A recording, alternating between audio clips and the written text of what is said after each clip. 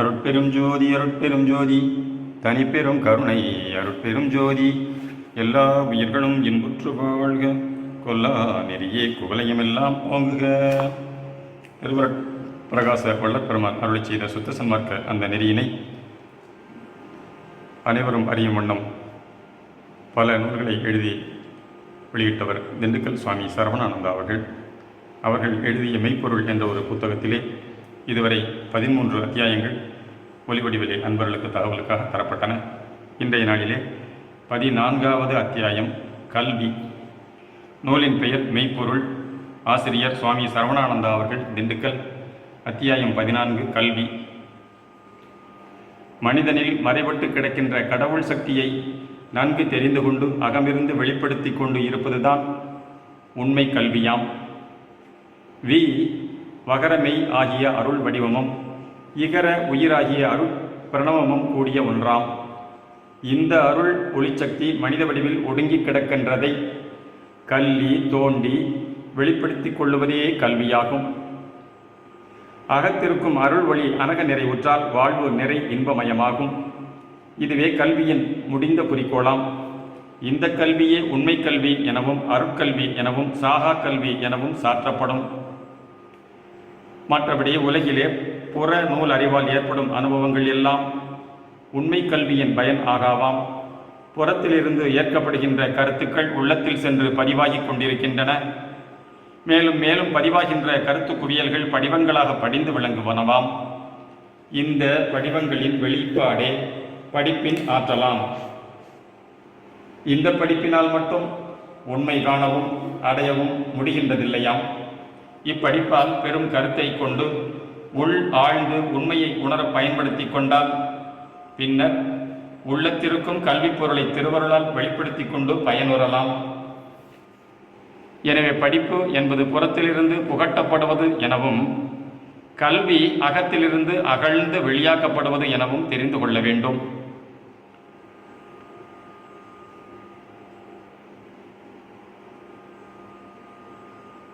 இப்பொழுது உலகில் உள்ளவர்களில் பலர் பெரும் படிப்பாளிகளாய் இருக்கின்றனரே அன்றி உண்மை கல்வியை கற்றவர்களாய் காணப்படுகின்றார்கள் இல்லை. அகத்திலே இருக்கும் அருள் உண்மையை உண்மை அருளால் தான் உணர வேண்டி இருக்கின்றதாம். மற்றபடி எவ்வளவு காலம் எவ்வளவு படித்தாலும் அக உண்மையை கண்டுகொள்ள முடியாதாம். கலை அறிவுக்கு எல்லை அளவு கடந்ததாகும். ஆகையால் அதனை பூரணமாக பெறுதல் மனித தரத்தால் கூடாது. அவ்வறிவுக்கு ஆதாரமாக உள்ள அருள் உண்மை ஆன்ம அணுவில் வெளிப்பட்டு அகண்ட நிறைவு கொண்டு அனகத்தில் விளங்குவது. ஆகையால் அருளால் அருள் உண்மையை கற்பதே முக்கியமாம். இதுவே ஓதாதுணர்தல் எனப்படுவது. பல காலம் ஓதி உணர்ந்தும் அறிவறிய உண்மையையும் பெறலறிய அனுபவத்தையும் திருவருளாலே ஓதாது உணர்ந்து பெரும் பயன் கொள்ளுதல் கூடும் என்பதற்கு சுத்த சன்மார்க்க தந்தையாராம் திருவருட்பிரகாச வள்ளலாரே சான்றாக உள்ளார். ஔவையாராகவும் இன்னும் எத்தனையோ மகான்களாகவும் தோன்றி திருவருள் ஏகதேச உண்மையை வெளிப்படுத்தி கொண்டு வந்த நம் அருட்பெரும்பதி இன்று நம் ராமலிங்க அடிகளாரின் வடிவோடு தோன்றி தமது அருட்பூரணத்தையே திருவருட்பிரகாசரின் திரு உருவாக நிலைத்து விளங்கச் செய்து விட்டுள்ளார். ஆகையால் இது முதற்கொண்டு நம் பதியையே அனைவரும் தத்தம் அகத்திருந்து அனகமாக விளங்கிக் கொண்டிருக்கின்ற அருட்பிரகாச திருமேனியாக கண்டுகொண்டு உடன் வாழ வேண்டும். இந்த திருவருட்பிரகாச வள்ளலார் வடிவம் உண்மையில் கடவுள் தத்துவ வடிவமே அல்லாது சாதாரண மனித வடிவை தன்மை கொண்டதல்லவாம். இந்த வள்ளர் ஜோதி வடிவை பட ஓவிய சிலா சிற்ப வடிவங்களாய் வைத்து பாவித்தல் அதம முறையாகும். மனித வடிவில் கற்பனை செய்து மனக்கண்ணார் கண்டு போற்றல் மத்தியம முறையாகும். அகஞான பீடத்தில் தீபச்சுடர் போல் கருதி அருட்கதிர் பிரகாசத்தை பரப்பி அனக நிறைவை வடிவாய் விளங்குவதாய் சதா நினைவுபடுத்திக் கொள்ளல் உத்தம முறையாகும். இந்த அருட்ஜோதி வள்ளல் வடிவம் ஒன்றே ஒவ்வொருவருக்கும் ஓய்வு அளிப்பதாம். இதனால் பெரும் பயன்தான் நமது கல்வியின் லாபமாகும். கலைக்கழகங்களில் கூடி மிகு பொருட்களையும் அறிவாற்றல்களையும் செலவழித்து கற்கின்ற உலகியற் கல்வியும் அறிவறிய பெரியார்பால் அரும் பொருளை கேட்டறிந்து உளத்தில் தெளிந்து கொள்ளும் உண்மை கல்வியும் அகனின்று அருளாலே நெகிழ்ந்து அருட்சக்தியை வெளிப்படுத்திக் கொள்ளும் அருட்பெரும் கல்விக்கு சாகா கல்விக்கு சிறிதும் ஒப்பாகாதாம். ஆகவே இந்த அருட்கல்வியையே சிற்றம்பலத்தினின்று கற்றுக்கொண்டு பொன்னம்பல வாழ்வு மேற்கொள்ளுதல் நம் கடனாம். அடுத்த தலைப்பு எண் 15. காண்பான் காட்சி காணப்படுபொருள். இக்காண்பான் காட்சி காணப்படுபொருள் என்பவைகளை ஞாதுரு ஞானம் ஞேயம் எனப்படும். அபக்குவ மனித நிலையில் மனோ அறிவு கொண்டு நோக்கும்போது தேகாதி பிரபஞ்சங்களும் ஏனைய தத்துவங்களும் கண்டுகொள்ளப்படும். அந்நிலையில் மனிதனே காண்பானாய் உள்ளான். மேற்குறித்த தேகாதி பிரபஞ்ச தத்துவங்கள் காணப்படுபொருளாய் விளங்குகின்றனவாம். இந்த காட்சி மன அறிவில் தோற்றி நின்று மறைகின்றதாம். இவற்றில் காண்பான் நிலையும் காணப்படும் பொருள்களின் இயல்புகளும் காட்சியின் விளக்கங்களும் பலவாக தோற்றுகின்றனவாம். காண்பான் காணப்படும் பொருள் என்னும் இரண்டும் இயல்பாகவே இருந்து கொண்டிருந்த போதிலும் அந்த காணப்படும் பொருளை முழுமையாக ஒரு காலத்தில் ஓரிடத்தில் ஒரு வடிவில் காண்பானானால் கண்டுகொள்ள முடிகின்றதில்லை. ஆகையால் காட்சி குறை தோற்றமுடையதாக தோன்றுகின்றதாம். மனித பிறப்பெய்தியுள்ள ஆன்மாவின் காட்சி அனுபவம் அன்பு அறிவு பண்பாட்டிற்கு தக பெருகி விரிந்து விளங்குகின்றதாம். சாதாரண மனோபகுத்தறிவில் குறைவற்ற அன்பும் அறிவும் விளங்காததால் காட்சியின் எல்லை சுருங்கிய ஒன்றாய் இருக்கின்றதாம். சுத்த அருள் ஞானம் வெளிப்பட்டு இலங்குகின்ற போது மெய்யன்பும் மெய்யறிவும் உடனாய் தோற்றி உலகமெல்லாம் நிறைந்த அருட்ஜோதி காட்சியை இந்த பக்குவ ஆன்மா கண்டுகொள்ளுவதாம். அருள் ஞானமாகிய உண்மை காட்சி வெளிப்படுகின்ற தருணம் தான் ஓர் ஆன்ம வடிவினன் என்றும் தன்னுள் கடவுள் அருள் மறைந்து கிடக்கின்றதென்றும் அவ்வருளின் மாற்று தோற்றமே புறப்பிரபஞ்சமாய் உருவாகி விளங்கி கொண்டுள்ளதென்றும் தெளியப்படுகின்றதாம். தானாகிய ஆன்ம யகரமாகவும் இதற்கு உள்ளும் புறமும் தகரமாகிய கடவுள் சக்தியும் உகரமாகிய பிரபஞ்ச உலகம் கூடி தயவு வடிவமாக இருக்க கண்டுகொள்ளப்படுகின்றதாம். தான் உடல் வடிவினன் என்ற நிலை கடந்து தான் ஆன்மஸ்வரூபி என்ற நிலையும் கடந்து பதியோடு இரண்டற்று அதுவாகி நின்று உணர்கின்ற போதுதான் ஒன்றான கடவுளே அதுவாகிய தகர நிலையும் அதன் தன்மை நாம் என்னும் யகர ஆன்ம நிலையும் அதன் செயல் தோற்ற பிரபஞ்சமாய் உகர நிலையும் சேர்ந்து தயவு என திகழ்கின்றதாக உணர்ந்து கொள்ளப்படுகின்றதாம். இந்த அனுபவ நிலையில்தான் காண்பான் காட்சி காணப்படும் பொருள் ஒன்றன் கூறுகளாக விளங்குகின்றனவாம். இந்த தயவு அனுபவம் வெளிப்படுத்தப்படவே நம் அருட்பெரும்பதி இந்த பிரபஞ்ச பஞ்சகிருத்திய திருநடன செயலை மேற்கொண்டுள்ளார் என்று அறிகின்றோம். இயற்கை உண்மையும் இயற்கை விளக்கமும் இயற்கை இன்பமும் கொண்டுள்ள கடவுள் சச்சிதானந்தமாய் தயா பெருஞ்சோதியாக இருந்து கொண்டுள்ளார் என்ப. இது அனாதியாக உள்ள ஆண்டவர் தம் இயற்கை நிலையாகும். இன்று இக்கடவுள் உண்மை வெளியாகி கண்டுகொள்ளப்பட்டிருக்கின்றது என்றால் அக்கடவுளின் அருளாம் தன்மை என்னும் ஒன்றால் தான் கண்டுகொள்ளப்பட்டிருக்கின்றதாகும். யாரால் கண்டுகொள்ளப்பட்டிருக்கின்றது? அவர் தன்மையாகிய அருளை காண்கின்றது அல்லது தன்னைத்தானே வெளிப்படுத்தி கொண்டுள்ளது என்னலாம். இந்த கடவுள் தன்மைதான் நாம் ஆக இருக்கின்றோம். ஆகவே கடவுளும் நாமும் தயவாக அனாதிகாலமாக இருந்து கொண்டுள்ளோம். இந்த நமது தயா உண்மை வெளிப்பட ஜோதி உலகச் சூழல் ஏற்பட்டுள்ளதாம்.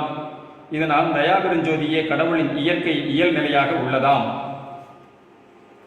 இந்த இயற்கையான ஜோதிச்சூழல் பூதப்பொருள் உருவாகியும் உயிர் சக்தியாகியும் அறிவு உணர்வாகியும் விளங்கி நின்று இன்று அருள் ஞானம் அல்லது கடவுள் தயவு பெருஞ்சோதி கடவுள் உண்மையை அறிகின்றதாம். இந்த கடவுள் தயவுதான் தயா பெருஞ்சோதி கடவுளின் அனுபவ வெளியீட்டு நிலையாம். இதுவே பக்குவ மனிதனின் ஆனந்த அனுபவ நிலையுமாம். அனாதி முத்த சித்துருவாகிய தேவதேவர் தயா பெருஞ்சோதியாக இதுவரை வெளிப்படாது அனக நிறைவு கொண்டு விளங்கி வந்தவர். புற உலகமெல்லாம் கண்டு அதிசயிக்க இந்த தயவு வடிவொடு விளங்க திருவுள்ளம் கொண்டுள்ளார் என்று அறியப்படுகின்றது. ஆகவே இன்று முதல் இத்தயவேதான் காண்பானாகியும் காட்சியாகியும் காணப்படுபொருள் ஆகியும் விளங்குகின்றதாம். ஆன்ம போத நிலையினின்று காண்கின்ற வேதாந்தம் தன்னை ஞாதுரு ஆன்ம போத நிலையினின்று காண்கின்ற வேதாந்தி தன்னை ஞாதுரு அதாவது காண்பவன் ஆக பாவித்து கொண்டுள்ளான். இவனுக்கு பரபிரம்மம் அதாவது ஞேயம் காணப்படுபொருள் ஆக உள்ளதாம். இந்த பிரம்மானுபவம் இவனுக்கு அறிவு நிலையில்தான் விளங்குகின்றதாம். இந்த ஞேய பொருளை நித்திய வஸ்துவாக காண்கின்ற வேதாந்தி தேகாதி பிரபஞ்சத்தை மித்தை என கருதி அலட்சியமாக விட்டுவிடுகின்றான். ஆகவே இவனுடைய ஞானக்காட்சி தேகத்தோடு மறைந்தே விடுகின்றதாம். இந்த ஞாதுருவாகிய ஆன்மாவுக்கு ஞேயத்தின் சேர்க்கை நிலைத்து வாழ வைக்கவில்லை, பொய் பாவனையாக முடிந்து போனதாம். எனவே இந்த ஞாதுரு ஞானம் ஞேயம் ஒன்றாகி விளங்கற்கில்லாது போய்விட்டதாகும். நமது சுத்த சன்மார்க்கத்தில்தான் உண்மையான அனுபவ ஞான வாழ்வு பெறப்படுவதாய் அறிகின்றோம். நமது உண்மை நெறியில்தான் இந்த தேகாதி பிரபஞ்சம் மாயை மித்தை என்று கூறி விளக்கப்படாது கடவுள் ஞேயத்தின் அல்லது நேயத்தில் அம்சமாய்க் கண்டு தயவோடு நேசிக்கப்படுகின்றதாம். இதனால் தேகமே தயா ஒளிமயமாக மாற்றப்பட்டு என்றும் விளங்கக்கூடியதாகி விடுகின்றதாம். அடுத்த தலைப்பு 16. மார்க்கண்டன் உண்மை. கூற்றுவன் என்று உருவகப்படுத்தப்படுவது மரணமாம். இந்த மரணம் உயிரையும் உடலையும் இரண்டாக கூறிட்டு பிரிவு செய்து விடுகின்றதாம். இப்படி கூறிடப் பெறுவதே கண்டித்தல் துண்டித்தல் என்றும் கூறப்படுவதாம். மேலும் கண்டம் என்ற சொல் விபத்தையும் குறிப்பதாம். மரணம் என்னும் இறப்பையே மடியச் செய்து விட்டவன், அதாவது மரணத்தை வெற்றி கொண்டவனை மார்க்கண்டன் என்று கொள்ளப்படும். மனிதனில் உயிர்காற்று உள்ளும் புறமுமாக இயங்கிக் கொண்டு இருக்கிறது. ஆன்ம பீடமாகிய மேல் மூலத்திலிருந்து இயங்குவது நிறைமதி சக்தியாகிய இடது கால். கீழ் மூலத்திலிருந்து தேகத்தை விளங்கச் செய்து இயக்குகின்றது சூரிய சக்தி ஆகிய வலது கால். கீழிருக்கும் குண்டலி சக்தியை எழுப்பிடச் செய்து மேல் மூலத்திலிருந்து திருவுருளை பெறுவது உபாயமாம். அப்போது அம்மேநிலை அருண்மதி அமுத சக்தி வெளிப்பட்டு தேகத்தை அழிவற்றதாக செய்து விடுவதாம். இதுதான் இடது காலால் மரண தேவனாகிய யமனை உதைத்து விரட்டி மார்க்கண்டனை என்றும் 16 ஆண்டு பாலனாய் இருக்கச் செய்தது என்பர். இந்த முறை யோக சித்தி ஆதாரத்தில் குறிக்கப்பட்டதாகும். மூலத்துவாரத்தே மூழும் ஒருவனை மேலத்துவாரத்து மேலுற நோக்கி முற்காலுற்று காலனை காய்ந்து அங்கி யோகமாய் ஞாலக்கடவோர் நலமாயிருந்ததே. திருமந்திரம். இதில் குறிக்கப்பட்டுள்ள ஈற்றடியை ஊன்றி கவனிக்க வேண்டும். அது ஞாலக்கடவூர் நலமாய் இருந்ததே என்பது. இது திருக்கடவூர் என்னும் தலத்திலே நிகழ்ந்ததாக சிற்பாலய சகிதமாய் உருவாக்கி காட்டியுள்ளனர். இத்தலம் சிவனது அட்ட வீரட்டானம் அதாவது 8 வீரச்செயல் நிகழ்ந்த இடம் என்பவற்றில் ஒன்றாகிய கடவூர் மயானம் என்று குறிக்கப்படுகின்றது. இங்கு மார்க்கண்டன் சிவலிங்க வழிபாட்டில் தீவிரமாய் ஈடுபட்டிருக்கும் போது இம்மார்க்கண்டனை கொல்ல காலன் வந்து பாசக்கயிற்றை வீசினான். அந்த கயிறு லிங்கத்தையும் சேர்த்து இழுக்கத் தொடங்கியதால் உடனே அந்த லிங்கத்திலிருந்து வெளிப்பட்ட சிவபெருமான் கூற்றுவனை உதைத்து விரட்டி இருக்கும்படி வரம் அளித்தார் என்பர். இவற்றின் தத்துவ உண்மை திருவருளமத சக்தியால் இத்தேகமாகிய கடவுர் என்றும் அழியாது நலமாய் இருப்பதாக செய்து விடுவதாம். இது யோக சாதனையின் சாத்தியமாவது ஏகதேசமே அல்லாது முழுமை அல்லவாம். இன்றைய ஆலய வழிபாட்டு முறையில் அந்த யோக தத்துவம் அறிந்து கொள்ளப்படுகின்றதில்லை. ஆகையால் அந்த யோக சித்தி அனுபவம் கூட எதிர்பார்த்தற்கு இல்லை. ஏதோ நம்பிக்கையும் பக்தியும் காரணமாக ஓரளவு இட்டகாரிய சித்தி பெறுகின்றார்கள் பக்தர்கள். சுத்த தயா விசாரத்தினால் அகநிலை நின்று அனக தயாசக்தி கொண்டு வாழ்வதற்கு இந்த தத்துவ குறிப்பை பயன்படுத்தி கொள்ளல் முறை பொருத்தமானதாம். அடுத்த தலைப்பு 17. திருவொற்றி.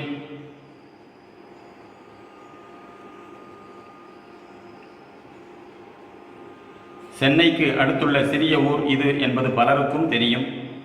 பண்டே தொட்டு பலராலும் போற்றிக் கொள்ளப்பட்ட தெய்வீக தலம் இதுவாகும். மூர்த்தி தல தீர்த்த சிறப்புடைய இப்பதியின் பல பெரியார்கள் தெய்வானுபவம் பெற்று உலகுக்கு வாழ வழிகாட்டியுள்ளனர். நம் சுத்த சன்மார்க்க தலைவர் திருவருட்பிரகாச வள்ளலார் பலகாலம் சென்னையிலிருந்து சென்று சென்று தியாகேசன் திருவருளாலே உள்ளொளியை பெருக்கிக் கொண்டது இத்தலத்தில்தான் என்ப. கடவுள் ஞானமும் ஜீவகருணையும் ஒன்றே விளைந்துள்ள நம் நாட்டிலே அந்த தெய்வீக உண்மையை கல்லாரும் கற்றாரும் மற்றெல்லாரும் எளிதில் அறிந்து அடையும் வண்ணம் இக்கோயில்களை ஆன்றோர் அமைத்துள்ளனர். அவற்றிற்கு துணையாக நூல்களையும் வந்தனை வழிபாட்டு முறைகளையும் வகுத்து வழங்கினர். இவைகளாலெல்லாம் ஓரளவு உலகியற் சித்தி அடைதல் எளிதே. ஆனால் அதுவல்ல ஆன்றோர் உட்கோள். இவற்றால் கடவுளான்ம உண்மையை அகநிலையிற்கண்டு நின்று துணை வாழ்வை புற உலகில் மேற்கொண்டு இன்புற்று திகழ்வதே குறிக்கோளாகும். இவ்வுண்மையை சற்றும் உணர்ந்து கொள்ளாமல் புலன் இன்ப லட்சிய வாழ்வில் உட்கழுந்தி ஒழியவே முற்படுகின்றனர் இந்நாளைய மாந்தர்கள். மனிதனை சுத்த சன்மார்க்கத்திலே திருப்பி மேலான தயா இன்ப வாழ்வுக்கு ஏற்றி வைக்க திருவுள்ளம் கொண்ட வள்ளலார் நமக்கு உண்மை காண உள் நின்று உதவி கொண்டிருக்கின்றார். ஆதலின் அத்துணை கொண்டு யாவையும் உள்ளவாறு காண்பாம். ஒன்றான கடவுள்தான் தனது உண்மையை வெளிப்படுத்த பலவாகிய நாம ரூப தோற்றங்களை கொண்டு பலவேறு இடங்களில் பலவேறு காலங்களில் தன் ஏகதேச இயல்பை காட்டி காட்டி மறைத்து கொண்டுள்ளார். ஆகையால் ஒவ்வொரு மூர்த்தி தல தீர்த்தத்தும் அந்த தெய்வாம்சத்தை கண்டுகொள்ளலாம். இங்கு திருவொற்றித்தலத்தை பற்றி குறிக்க நேருகின்றது. இத்தலம் குறிக்க வந்தது நமது உயர் சிறப்புடைய மனித தேகமே. தமிழிலே உள்ள எழுத்துக்களிலே ஒற்றெழுத்து என்பது புள்ளி உடைய மெய் எழுத்தாகும். ஒற்று என்றாலே உடல் தேகம் என்பதாம். மனிதன் உடலும் உயிரும் கொண்டு வாழ்வதே போல் நம் தமிழ் மொழியும் மெய்யும் உயிருமாகிய இருவகை எழுத்துக்களை கொண்டு திகழ்கின்றது குறிப்பாம். இந்த உயிர் மெய்யுள் ஆயுதம் இருப்பது போன்று இந்த உயிர் மெய்யுள் ஆயுதம் இருப்பது போன்று கடவுள் உண்மையும் உள்ளதாம். இவ்வுண்மையை குறிக்கவே இவ்வொற்றியம்பதிக்கு திரு ஒற்றி என்றும் செல்வ பெருஞ்சீர் ஒற்றி என்றும் இன்னும் பலவாகவும் புனைந்துரைகள் வழங்கப்பட்டுள்ளனவாம். திருவொற்றியாம் பதிவால் நிலை கொண்டிலங்கும் நம் அருட்செல்வ தியாகேசர் தம்மை அடைந்தார்க்கு திரிதேக சித்தி பேரின்ப வாழ்வு தந்தருளுவார் என்பது குறிப்பு. இதற்கு ஓர் எடுத்துக்காட்டு. தகரவரி குழல்கா காமாதி மூன்றில் தாழும் தகரவரினால் 5 சாடும் தகரவரி மூவொற்றியூர் பதங்கள் 3 மங்கை ஏந்தும் ஒரு சேயொற்றியூர் பதத்தைச் சேர் என்ற வெண்பாவால் உண்மை காணக்குள்ளதாம். திருவொற்றி தியாகேசர் தம் திருவருள் என்னும் திருவடியாம் திருமார் பதத்தை சார்ந்து கொண்டவர்கள் பெண் காரணமாக உண்டாம் காமம் வெகுளி மயக்கத்தையும் அவற்றால் வரும் தீதையும் ஒழிக்கப் பெற்று திரிதேக சித்தியுறுவர் என்பது குறிப்பாம். தகரவரி குழல் என்பது மணமிக்க மயிர் சாந்தனி கூந்தலுடைய பெண்டிர் குறித்து நிற்பதாம். இதனால் சிறு இன்பத்து இச்சையும் அது கிடைக்கப் பெறாத விடத்து வெகுளியும் கிடைக்கப் பெற்ற விடத்து மயக்கமும் உண்டாவது அவ்வழி செல்வோர் கண்ட பயனே யாம். இவற்றால் ஏற்படுவது தாழ்வும் அதனை அடுத்து தீதுமாம். இத்தீதுதான் தகரவரி 4 எனப்பட்டதாம். யாதனின் தகர எழுத்து வரிசையில் இந்த தீ து 4வது 5வது எழுத்தாக உள்ளனவாம். பின்னர் தகரவரி மூவற்றி என்பது த க ர என்ற வரிசையில் 3 ஆகின்றனவாம். யாதனில் இட் பிளஸ் இ சீக்குவல் டு தி, இக் பிளஸ் இ சீக்குவல் டு கி, இர் பிளஸ் இ சீக்குவல் டு ரி, அதாவது திகிரி என்று ஆம். இந்த திகிரி என்ற சொல் சக்கராயுதம் மலை இன்னிசை குழல் என்ற பொருள்படுவதாம். இவை 3மே திருவருளால் பெறப்படும் ஞான சுத்த பிரணவ தேகத்தை குறிக்கும் அடையாளங்களாம். இவ் அடையாள பொருட்களைத்தான் சிவனது திருவருட்சக்தியால் இடபத் திருமால் திருக்கரங்களில் விளங்க வைக்கப்பட்டனவாம். ஆகவே இந்த அருள் திருவடியை சார்ந்தோர்கள் காமாதிகளால் வரும் இழிவையும் தீதையும் ஒழித்து திருவருட்பொருணத்தால் திரிதேக சித்தியும் பெற்று திகழ்வார்கள் என்பது குறிப்பாம். சுத்த சன்மார்க்கத்தில் தான் இந்த முத்தேக சித்தியோடு நித்திய வாழ்வு இம்மனித பிறவியில் சாத்தியமாவதாய் உள்ளதாம்.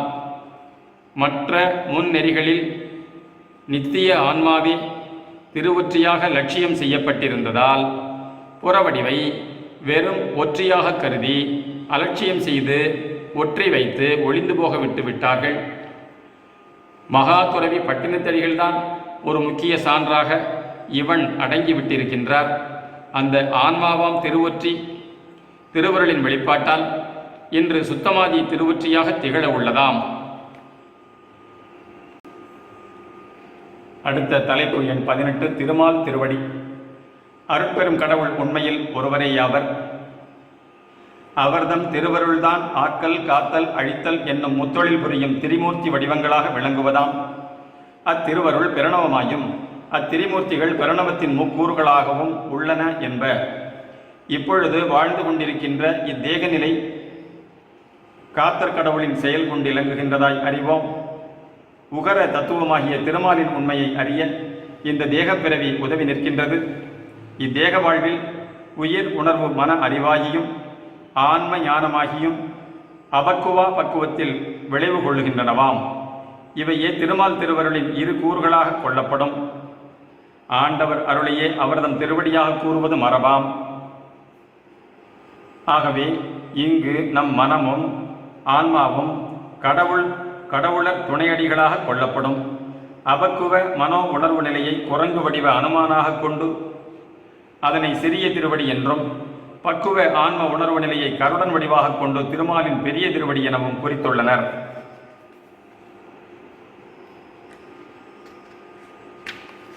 அடுத்த தலைப்பு மனக்குரங்கு.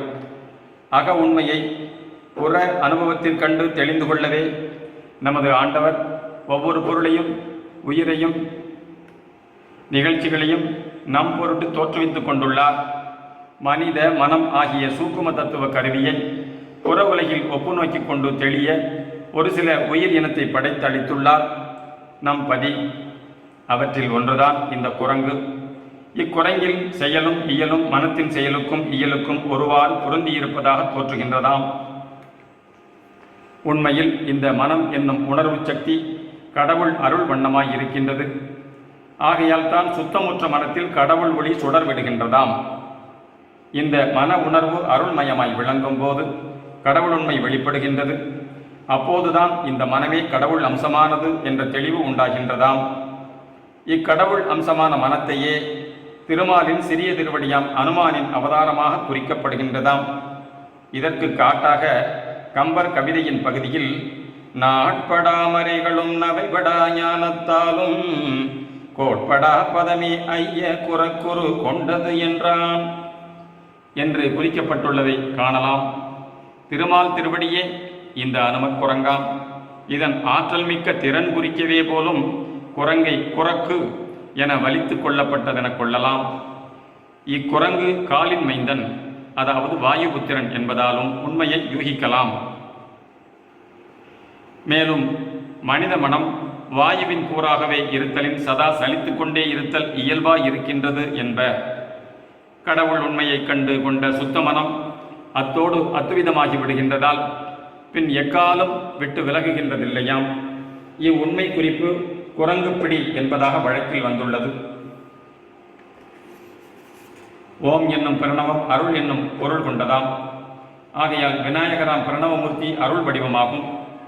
இம்மனித தோற்றத்தில் முதலில் உருவாகின்ற சிறனொடு பிரணவ ஜோதி நிலை அருள் வண்ணமாய் பிரணவமூர்த்தி வடிவமுடையதாகின்றது. அந்த அருள் உண்மை மறைந்து மன உணர்வாகி இதயத்தால் இறங்கி குரங்காட்டம் போட்டுக்கொண்டு இருக்கின்றதாம். இக்கருத்துண்மை கொண்ட ஆப்த வாக்கியமே பிள்ளையார் பிடிக்க குரங்காய் முடிந்தது என்பதாம். இத்துடன் இந்த அத்தியாயம் நிறைவு பெறுகிறது. அருட்பெரும் ஜோதி, அருட்பெரும் ஜோதி, தனிப்பெரும் கருணை, அருட்பெரும் ஜோதி, தயவு.